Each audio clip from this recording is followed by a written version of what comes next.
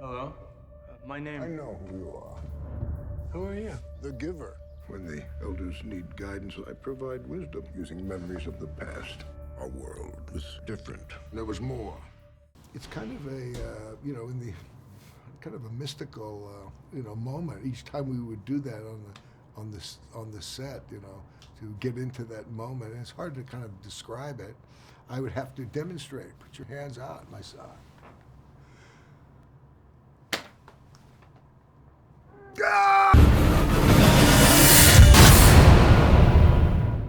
You've obviously been looking at bringing this to the screen for quite some time. What finally happened that let this movie exist? I think Harvey Weinstein happened, came up with the financing. After many years of things not falling into place, they suddenly all did, and that's when Phillip came on board. I think it was Harvey, but it was Jeff. Jeff was the one that held on to the project all those years, the belief that it would make a great movie. And eventually became old enough to play the role himself, which he was not able to do in the beginning. I know originally you were thinking that your father was going to play this role. How much of your father is in your performance? That's sort of a mystery to me. I feel my father with me all the time, and in many of my roles. But the degree, it'd be a tough one for me to answer. I'm sure he's in there, though. This movie was quite a hard one to crack because the book is so rich and it's very easy to read, and the nouns are so simple. Sameness. These people live in sameness. It's quite easy to understand. But in film, it's so hard to visually represent that.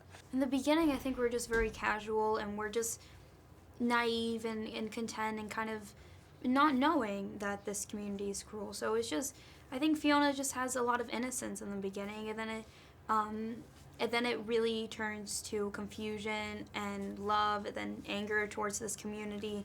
So it was a big cycle.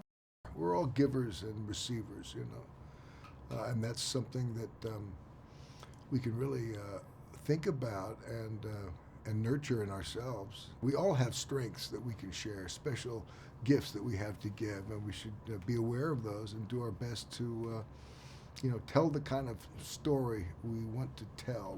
What kind of world do we imagine? What kind of world can we create together? And we can learn so much by these great authors like Lois Lowry with their imagination and projecting ourselves in the future. And we get these cautionary tales like The Giver that if we pay attention, we can get quite a bit out of. They don't necessarily have emotion or a deeper understanding of emotion, but they still have feelings. They can be happy, but they don't understand what it's like to be fully content, because in this society, they don't even have the words for something like contentment, Mostly how we played it was just by keeping everything as small and tight and compact as possible, and choose our moments very carefully where we could flash any sort of deeper under the surface.